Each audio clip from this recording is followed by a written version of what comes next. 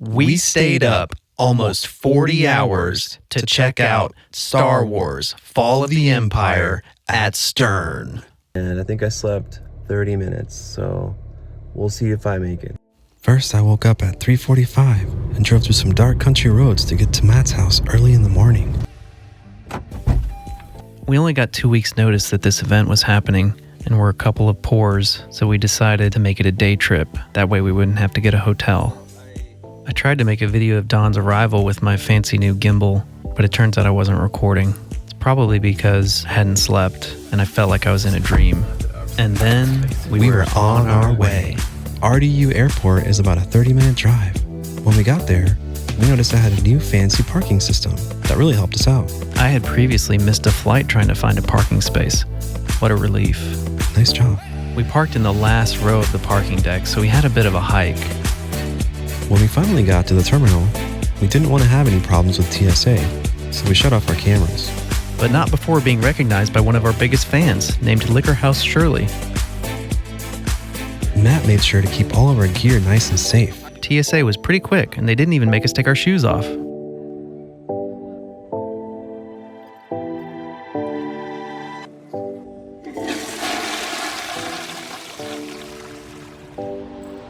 I thought about bringing some cool North Carolina gear to my friends. And then I remembered I was broke.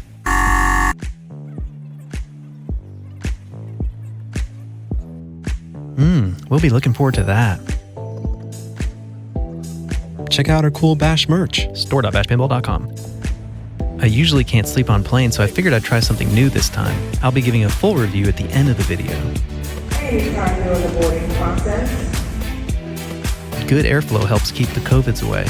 I noticed there was some sticky stuff on my seat that had no taste or smell. What is this stuff? It was only an hour-and-a-half flight, but I figured I'd try to get some sleep anyway. Look at this beautiful sunrise. Did you know that a tray table latch kind of looks like a pinball flipper? I wonder what this is for.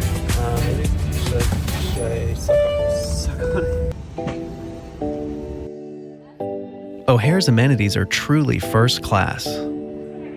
Check out the shoe hospital and this bathroom for dogs. Our Uber driver Capri had no trouble getting us to the Stern factory. F*** me, that's a giant pinball. As we walked in, it felt like the first day of school. After catching up with some of our friends, they took us to a private room for a PowerPoint presentation. No cameras were allowed. Seth and George gave us our first look at the new Star Wars game.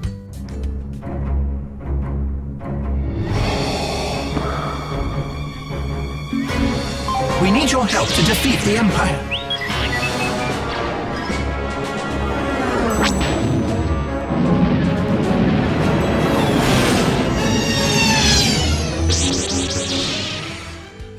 Then, we were assimilated into the replay room where John Borg and Ray Day showed us how it works. John Borg is a pinball legend and he designed some of our favorite games. Ray Day is a top-ranked tournament player and renowned coder.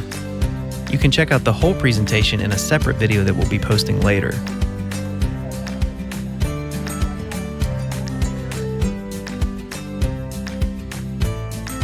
To demonstrate Spike 3's improved sound capabilities, George really cranked this thing up. Wow, look at him go. I love watching George play. After that, it was time for the factory tour with Kyle. Dwight taught me everything I know about giving tours. Everything I know about giving tours. Anyways, come on out. We'll be posting the full factory tour video later. This guy asked a lot of great questions. Kyle said we were the best group ever. Signs? Lunch is ready. I had the gluten-free Thai chili bowl. I had the chicken banh mi. Oh, hi, Mara. What's that? It's our turn for some one-on-one time with the game. Wait, you farted in there, dude? I wouldn't say farted. You sharted. Once Ian stopped hogging the game, we were ready to play.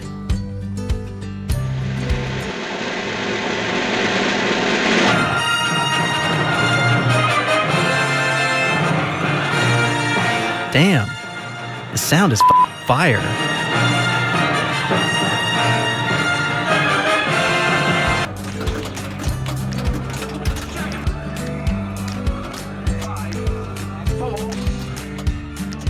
I felt Yoda gaze into my soul.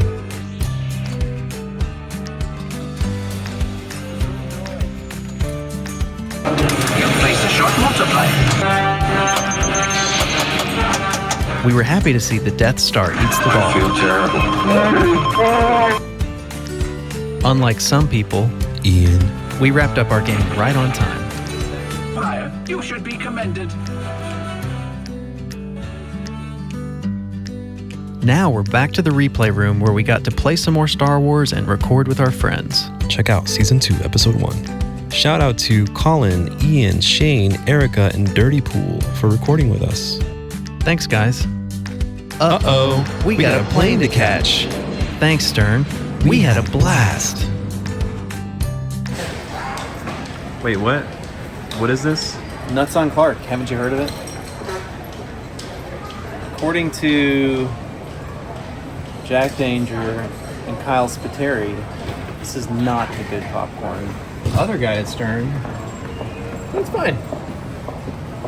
Should we try it? Nah, Nah. What was the good kind? I don't remember. It's in the other wing. Terminal 1. Terminal 1. We're in Terminal 3. We got Nuts on Clark. Yep. Only Nuts on Clark. Nuts Who's on- Clark? Nuts on Clark.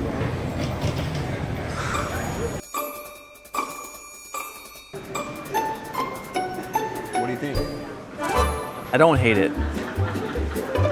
Now, a couple things to go over about this product if you're considering purchasing one. First of all, it has a hoodie. If you've seen the video from earlier, it does cover your head pretty well. It also has this little, oh shoot, I tied a knot around this. So it has a cinching capability that you can lock these two together and easily unlock them. And you put it around your head. One thing to note is that if you opt for the pink color like I did, pink is pretty transparent when it comes to light intrusion. So you may be better off getting the black one. You can see quite a bit of light. You can get a black or a blue one. That's what I would recommend. Unless you want to be stylish like me. One other thing, you can use this as a pillow in a pinch. And if it weren't for a lady that was kicking the surface that I was trying to sleep on, I might have actually fallen asleep using this as a pillow on a bench in the airport. What else is there to say about this thing? 10 out of 10? I mean, I'd say for $22, if you need darkness to sleep, like I do, this is a pretty decent option. Like, I like it. I did fall asleep, but I just kept going.